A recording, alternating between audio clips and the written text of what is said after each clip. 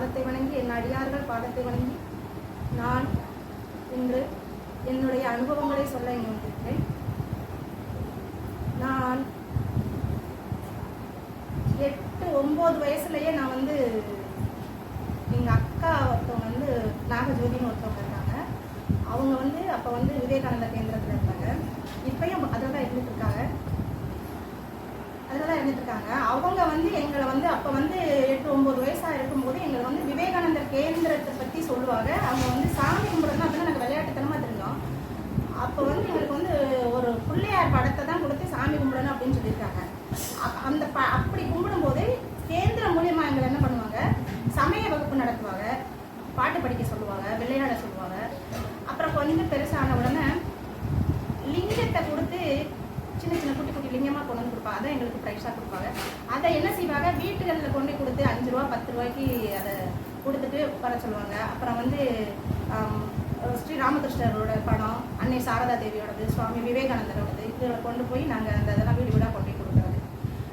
அப்போ அந்த மாதிரியே வழிபாடுகளை நாங்கள் அந்த மாதிரி செஞ்சுட்டு இருக்கும்போது அது விளையாட்டுத்தனமாக செஞ்சது. அப்போ அந்த நேரத்தில் எனக்கு அந்த விளையாட்டுத்தனத்தில் ஒரு 8-9 வயசுலேருந்து 14-15 வயசு வரைக்கும். அப்புறம் விளக்கு பூஜைக்கு போகிறது. அப்புறம் வீட்டில் கொண்டு ஒரு பையை கொடுத்துட்டு அந்த பையை கொடுத்துட்டு சொல்லுவோம், இந்த பையில் நீங்கள் ஒரு பொடி அரிசி எடுத்து போடுங்க.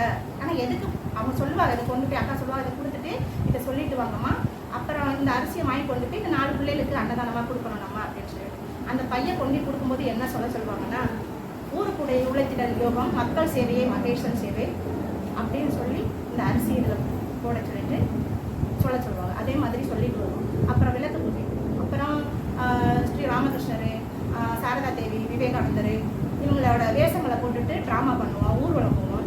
இப்படி தான் 15 வயசு வரைக்கும் போயிட்டு இருந்துச்சு. அந்த நேரத்தில் வெள்ளிக்கிழமை செவ்வாய்க்கிழமை எவ்வளவுதான் என்ன வீட்டில் எப்பயுமே அசைவம் தான் இருக்கும், சைவம் இருக்காது. அசைவம் தான் இருக்கும். அந்த நேரத்தில் எனக்கு ஒரு பிடிவாதமாக நான் இருக்காது. வெள்ளியும் செவ்வாய் இவங்க என்ன செஞ்சாலும் சரி, பட்னியாக இருந்தாலும் இருப்பனே தவிர நான் அசைவம் சாப்பிட மாட்டேன் அப்படின்ற ஒரு வைராக்கியத்தோடு இருந்தேன். அதுக்கப்புறம் கல்யாணம் ஆகி 15 வயசுல கல்யாணம் ஆயிடுச்சு. கல்யாணம் ஆகும்போது ஆனால் என் கூட தான் சிவபெருமான் என் கூட இருந்திருக்காருன்றதுக்கு இப்போ உணர்றேன் நான் ஏன்னா அந்த நேரம் நான் லிங்கம் எனக்கு விளையாட்டுத்தனமாக தான் நான் விற்றேன். அப்போ கூட என் கூட தான் இருந்திருக்காரு. அதுக்கப்புறம் சிவான்னு ஒருத்தர் இந்த அந்தமானுக்கு என்னை கொண்டுட்டு வந்துட்டு 7 வருஷம் வரைக்கும் கோயில் தெரியும். கோயிலில் இருக்கிற சாமி எப்படி இருக்குன்னு எனக்கு தெரியாது. 7 வருஷத்துக்கு அப்புறம் சாமிகிட்ட போய் நான் என்னோட அழுகையை தான் நான் சொல்லியிருக்கேன். சாமியை பார்த்தேன், சாமிகிட்ட அழுகையை சொல்லியிருக்கேன். ஆனால் அப்போ தான் என்னுடைய கர்மா வேலை செய்ய ஆரம்பிச்சிருக்கு. அந்த 15 வயசுல கல்யாணம் ஆனதோடைய என்னோட கர்மா கஷ்டத்தை மட்டும் சாமியை நினைக்கல நான். அதுக்கப்புறம் 24 வருஷம் ஆகி இந்த 2000 அதுக்கப்புறம் ஒரு 9 வருஷத்துக்கு முன்னாடி பாரி வளர்க்க ஆரம்பிச்சேன். பாரி வளர்க்க தெரியுன்றதுக்காக காமராஜ் நகரில் சரி உனக்கு தெரியும்ல நீ வள அப்படின்னு சொன்னாங்க. அதனால நான் பாரி வளர்க்க ஆரம்பித்தேன். ஆனால் காமராஜ் நகரில் இருக்கிற கோயிலுக்கு கூட நான் போய் சாமி கும்பிட மாட்டேன். என்ன சொல்லுவாங்க, நீ கஷ்டப்படுற அதனால நீ வரல, சரி விடு, வரலன்னா விடு, அப்படி தான் சொல்லுவாங்களே தவிர நான் பண்ணேன். ஆனால் அந்த 9 வருஷமும் கரெக்டாக 1 மாதம் வேலைக்கு கூட போக மாட்டேன், பாரி வளர்த்தேன்.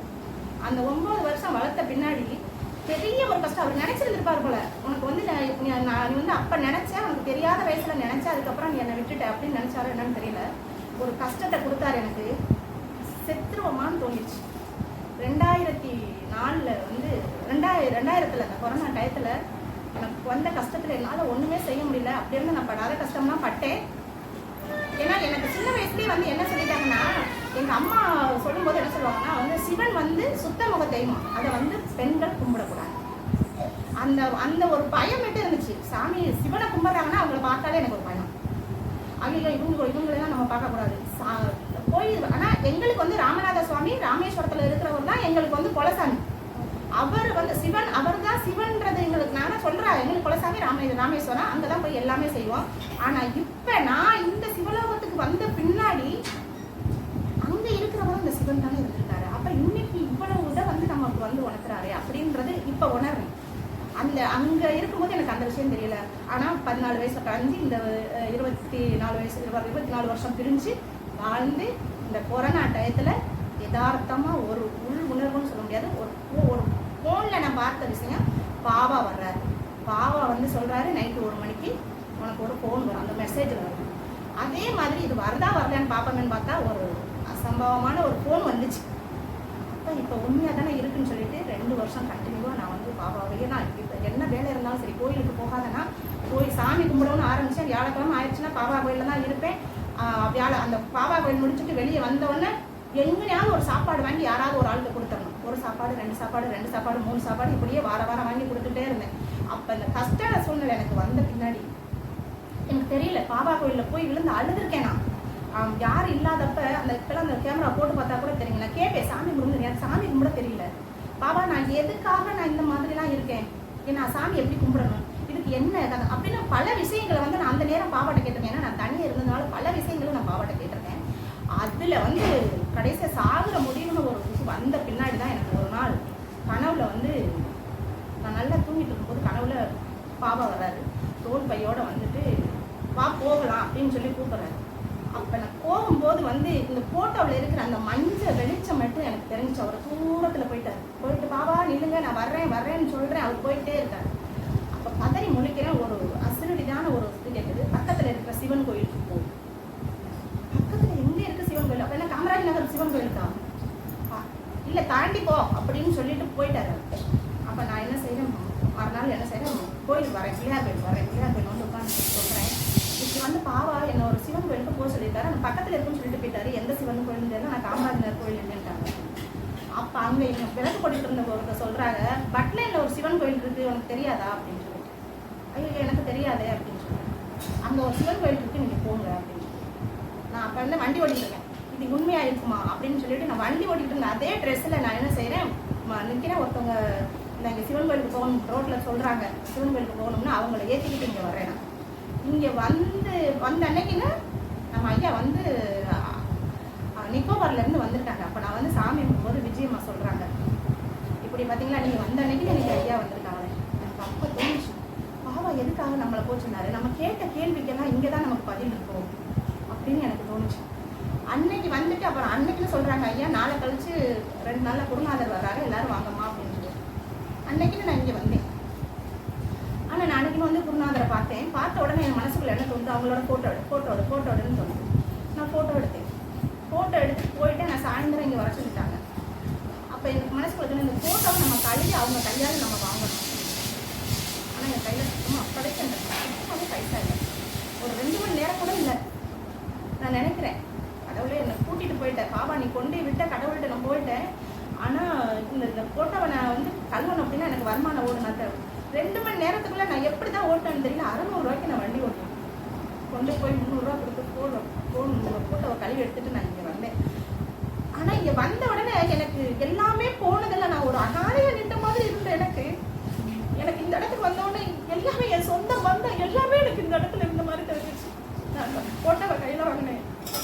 சொந்தாதிரையா ஆட்டோவில் ஏறி அமராஜ் வர வந்தவங்க பரமநாளுக்கு போகலாமான்னு கேட்டாங்க. சரிங்க ஜானி சொன்னேன். அங்கே போன பின்னாடி நமக்கு எதுவுமே இல்லாமல் இருந்தாலே கவலைப்படாத, நீ நிறைய கோயிலுக்கெல்லாம் போவீமா, நீ நல்லா இருப்பேன்னு சொன்னாங்க. அங்கே ஒரு 100 ரூபாயை எனக்கு ஐயா கொடுத்தாங்க.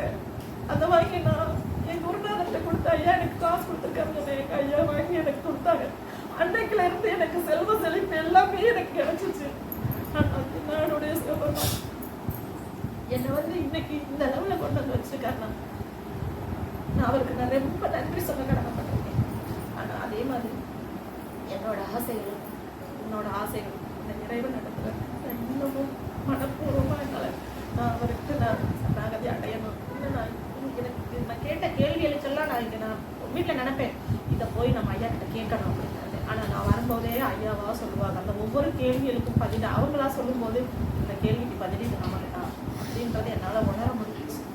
இங்கே எனக்கு இப்போ ஒரு எல்லா பூவுகள்லேயே ரொம்ப அபூர்வமான பூ சொன்னால் சாமிகளுக்கு படைக்கிறதுல செண்பக பூவும் ஒன்றுன்னு சொல்லுவாங்க. அதே மாதிரி குருநாதர் செல்வராஜ் ஐயாவை எங்களுக்கு குருநாதராக கொடுத்துருக்காங்க. ஆனால் அது பக்கத்தில் போய் அவங்கக்கிட்ட எனக்கு அந்த பூ மலரில் ஒரு இதனாவது நம்ம ஆயிர மாட்டோமா அப்படின்ற ஒரு ஏக்கம் இருந்துட்டு இருக்கு. நம்மளுடைய சிவபெருமான் கண்டிப்பாக எனக்கு அருள் வரும்ன்ற நம்பிக்கையே எனக்கு இருக்கு. அந்த பாக்கியத்தை கடவுள் எனக்கு கொடுக்கணும். இங்கே வந்ததில் நிறைய விஷயங்கள் என்னோட கஷ்டம் சொல்கிறேன். நான் எதிரியா நினைச்சவங்க இன்னைக்கு நான் அவங்கள பார்த்து நினைக்கிறேன், அவங்கனால தானே நம்ம போக முடிஞ்சிச்சு. அதனால ஒரு நேரத்தில் அவங்கள பார்த்தோன்னே அப்படியெல்லாம் திட்டுவேன். ஆனா இன்னைக்கு பார்த்தோன்னா பரவாயில்ல, உங்களால நான் அவர்கிட்ட நெருங்கிருக்கிறேன், அது போதும் அப்படின்னு நினைக்கிறேன். அந்த ஒரு வருத்தம் எனக்கு கொடுத்துருக்காங்க. அந்த எந்திரமான குருநாதர் இன்னைக்கு கடமைப்பட்டவர். பலம்